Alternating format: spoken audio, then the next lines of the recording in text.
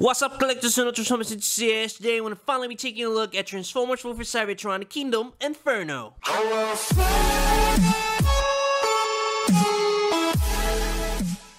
Taking a really quick look at the packaging, we got a nice Transformers logo on the side, Kingdom on the bottom, Inferno on the top, a nice display of the figure itself, and we got a nice image on the front. You got, the robot mode and the vehicle mode, and you can see that he's putting fire away. The image looks fantastic. On the back of the packaging, we got the capture of robot mode and vehicle mode, as well as the 17 steps that you need to transform this guy. And on the side of the packaging, we got a whole majority of characters. We got Autobots, Decepticons, Predacons, Maximals, and on the middle, we got the golden disc. And on the very top of the box, we got, the Autobot logo and Transformers for Cybertron trilogy. But that's pretty much it for the whole thing. So without further ado, let's get into it. And here we have Transformers for Cybertron Kingdom Inferno in hand and out of the packaging. And as you can see, this guy looks like a masterpiece. Flawless figure indeed. For the collector's card, he brings Megatron, and you know the drill. Megatron on top, Decepticon on the side, Kingdom at the bottom. A nice image of him. As you can see, he looks really menacing. And if you open it up, you can see that he looks even more menacing now. He has some chains on the chest. He has a shield as well as a weapon there, and he looks like he's about to battle.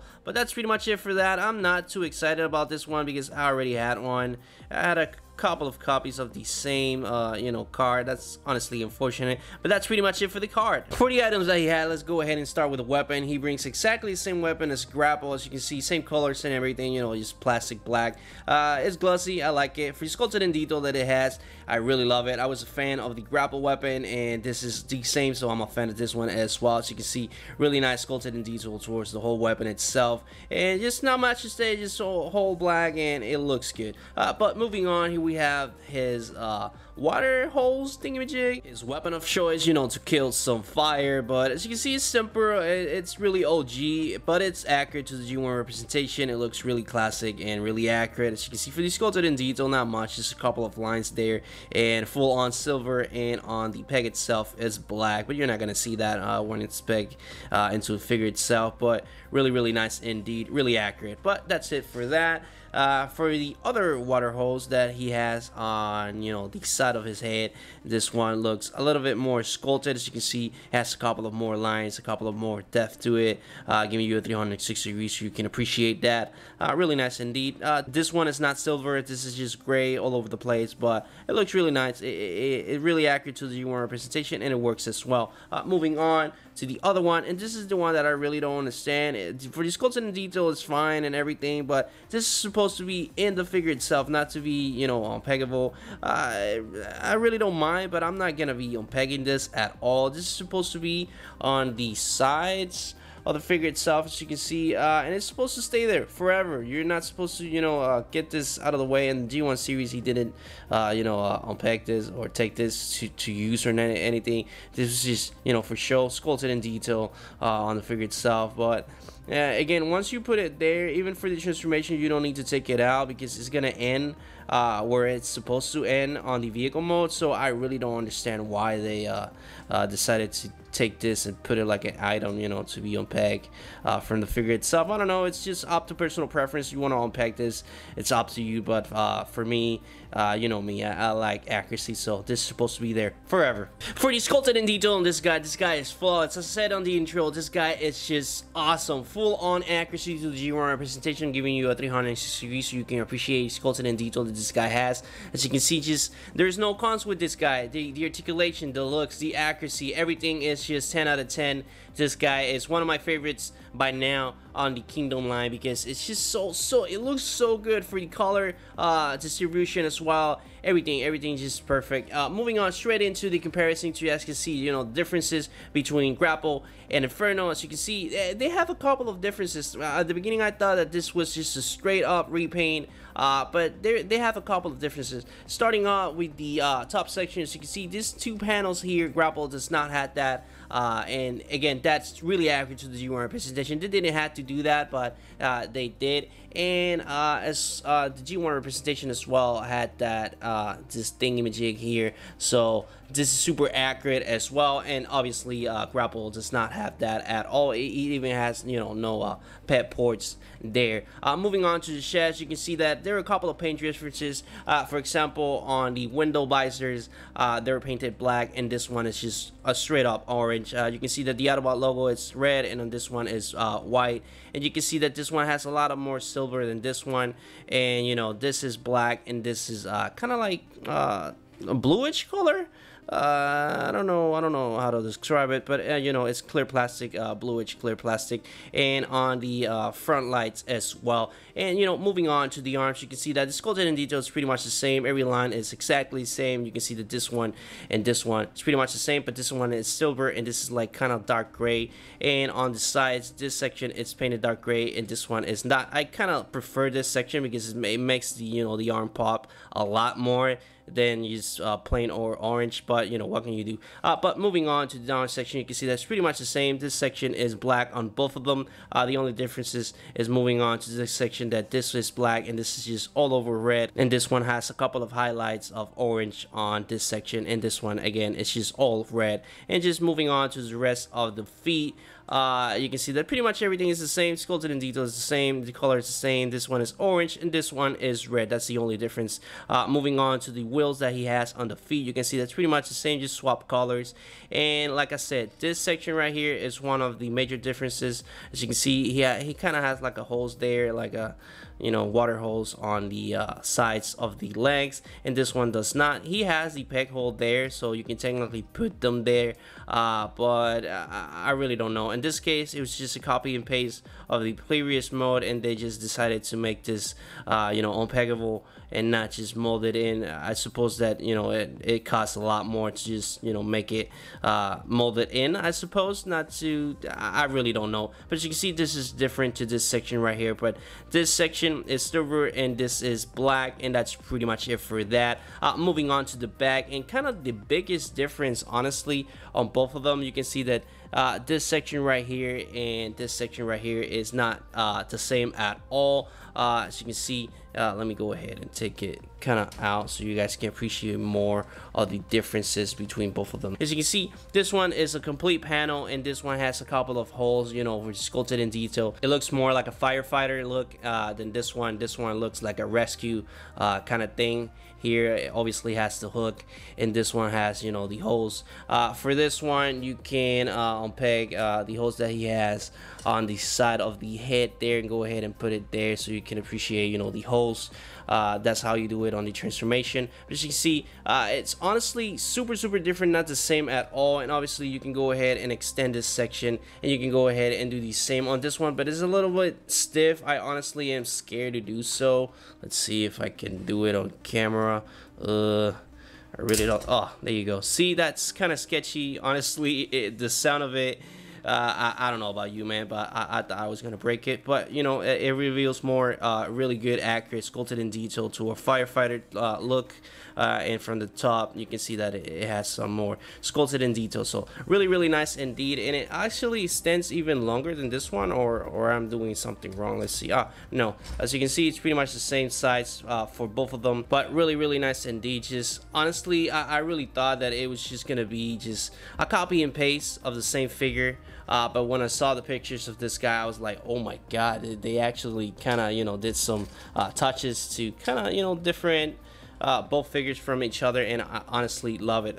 History has shown that whenever a Grapple is released, then Inferno is released afterwards, or you know, vice versa. If Inferno is released, then Grapple is released after that. So that's pretty much the same thing there. But as you can see, they honestly look fabulous. I remember that I didn't like this figure at all. I didn't want to buy it because it was not one of my personal favorites, and I just run past it a couple of times on Walmart shelves and a couple of more stores. I just didn't want to buy it. Then I bought it on sale, and when I took a real look at this guy, man, this guy is flawless. Honestly, he does have a backpack, and you know that I hate backpack, but honestly I really don't mind this section right here. And you can see that the front of the vehicle mode actually becomes the chest next of him that's really accurate to the G1 representation. It has really good articulation, both of them do, and just as you can see, they look really slick and really good. They honestly look like the G1 representation that they're supposed to look. So honestly, they became one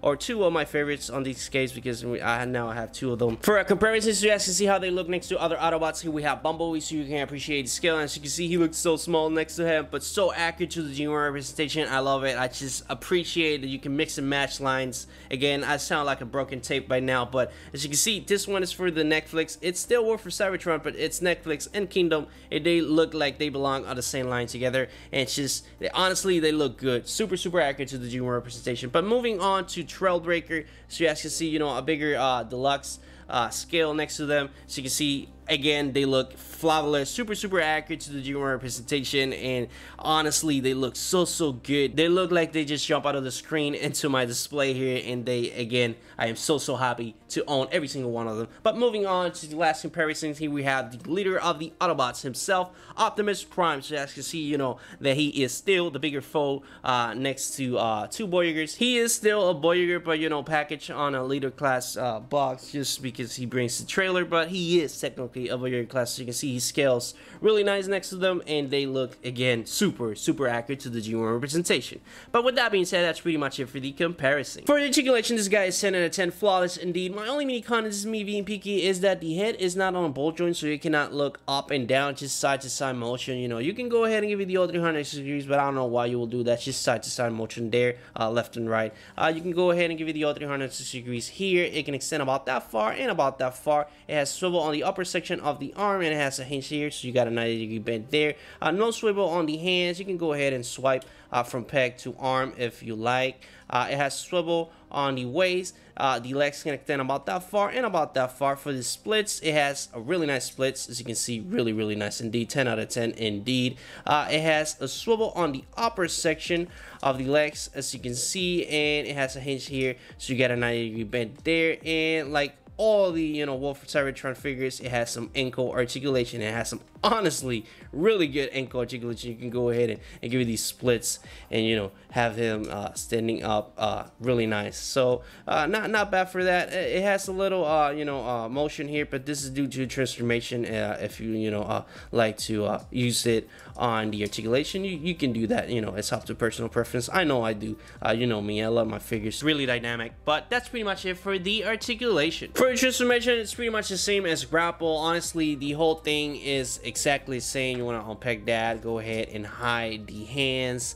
And first, what I like to do is go ahead and unpack this entire piece right here. I like to remove this because I am more accustomed to the Grapple transformation, that he doesn't have that. I go ahead and hide this two pieces like so. Go ahead and pull this up and hide the head like so. Go ahead and put this straight and stretching this whole piece up like so. That's gonna allow you to completely unpack this entire piece right here and move this. You want to go ahead and move this like so. Kind of put them on a down position motion just like that, and go ahead and kind of like put the entire figure you know, moving this way like so, and pretty much the whole transformation is like that.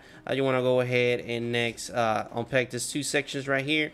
Do the same on the other side. You want to go ahead and pull these on these positions that they are going to be hiding on that part right there. And when you do that, go ahead and rotate this section. There's a peg there, so you need to have this on this position. Go ahead and do the same on this side. Hide this, rotate this part, and then you can go ahead and proceed to peg them like so. And when you do that, there's a couple of pegs down below that you want to go ahead and secure this section like so. Go ahead and do the same on the other side. Go ahead and peg that in like that. And last but not least, you want to go ahead and peg this section. But first of all, on the Grapple transformation, this was a pain in the you-know-where. On my particular copy, let me see if I can pull him off, that I already have him transformed, ready to go. Let me go ahead and unpack this section. As you can see right there, that broke, and it was really common on, you know, the Grapple figure, because it had this really apart from the actual mold of the figure, so the peg pretty much was hanging, just waiting to be broken.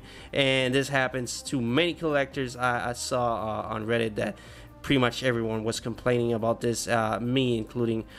So you can see that the peg is stuck there, and it will never get out there. I'm never gonna pull it off. I honestly not interested on that. It still can be transformed and be secure, but honestly, every time a figure breaks, you don't like that. Nobody does. So for Inferno, they upgrade that and made that the peg was exactly in the mold and not just pretty much hanging. So for the differences on that section, I appreciate that upgraded that section, because as you can see, the peg on Grapple is pretty much out of the mold, pretty much hanging, as you can see on this section right here, and this one is not. It's just completely on the mold and really secure, really stiff, and it looks really nice with the upgrade. So moving on to the rest of the transformation, pretty much we're done here. What you want to do first is to go ahead and pull this entire piece to the top like so, and when you do that, you can go ahead and proceed to secure these two peg holes like so. Go ahead and pull those in like that's pretty much it for the whole thing. As you can see, it already looks transformed. Last but not least, what you want to do is to pull the thingamajig here and come in here and peg it in. So you got, you know, your water hose there, and for this, you go ahead and peg it here so it's not out of the vehicle mode. You know, you have it secure here because this is a really small piece and you can lose it really easily. And with that being said, that's pretty much it for the transformation. When you're done, there you have it. This is Inferno fully on his awesome looking vehicle mode. For the vehicle mode, you can see that same G1 accuracy that he had on robot mode translates really well into the vehicle mode itself, as well as the sculpted in detail. You can see that the sheds translates into the front of the vehicle mode, and you can see that just the colors, man, the tinted windows and the black window visors, as well as the Autobot logo and the silver on the front, looks fantastic. Moving on to the stand, you can see that it has some nice sculpted in detail. You can see the water hose in the tank, you know, the buttons that they use to operate the water hose itself. And you can see that for the water hose, it can extend about that far, and it can go up about that far. Actually, really nice range of motion there, not bad at all. And for the back, not much. Just, you know, just a hole there that I used to put the grapple on grapple. Get it, grapple and grapple. But you know, on the other side, you can see that, you know, the wheels are painting red, as well as this side. I forgot to mention that, but you can see that they're really nice sculpted, and you know, they're different from the front ones. I don't know if this is accurate to an actual, you know, firefighter truck. I really don't remember that, and I really don't remember if this was accurate to the G1 representation. So if you know, if you had that knowledge, go ahead and drop it on the comment section down below. But you know, moving on to the comparisons, you guys can see the differences between both of them. You can see that there are not many, just pretty much the color. You can see that the sculpted in detail on the sides pretty much the same. The wheels are the same. The pipe, it's the same. The only major difference that I can see that Inferno has is this section right here. That you can see that Grapple does not have that, and the other one is this section right here. You can see that, you know, the firefighter is really different to this one. It's kind of like a rescue one, or like a constructed side one, Grapple. But that's the only thing. Honestly, you can see that from the back, it's just exactly the same. I even have the weapon on the side section, so you can appreciate it. It's pretty much the same. Obviously, this section is different. Grapple does not have that, because, you know, that's one of the only differences on robot mode that, you know, Inferno has over Grapple. But you can see that pretty much everything is the same, and obviously on the front, again, it's pretty much the same. So that's pretty much it for that. Not much to say on this comparison. Let's go ahead and move on to other figures. You guys can see how they look on vehicle mode. Here we have Bumblebee, so you can appreciate, you know, the scale between all of them. As you can see, again, Bumblebee is the smallest, but this is supposed to be like that. You know, Bumblebee is supposed to be even more smaller, honestly, than this one. So the scale is a little off, honestly, not the best. And let's go ahead and move to Trailbreakers, so you guys can see, you know, how they look next to him. And again, the scale is pretty awful on this one. Actually, the scale is just not good at all for this one. And last but not least, let's go ahead and move again to Optimus Prime, so you can see, you know, how they look next to them. Let me go ahead and put the camera just a little bit up so you can appreciate, you know, the size between all of them. So you guys can see, you know, that pretty much on this one, again, I'm not sure that Optimus should be bigger than a firefighter truck. At the very least, it should be, you know, the same size as Optimus, just like in Robo Mode. You know, they're pretty much the same size in Robo Mode, but when they transform, this becomes a little tiny vehicle. I'm not gonna lie, and the scale is pretty much ridiculous. So there you go for that. And with all that being said, that's pretty much it for the video, guys. I hope you enjoyed it. If you did, please leave a like. It really helps you to algorithm on how my videos get out there in a while. So if you get any value out of my content, please subscribe, and I will see you on the next video. But this is pretty much it for Transformers for Cybertron Kingdom Inferno.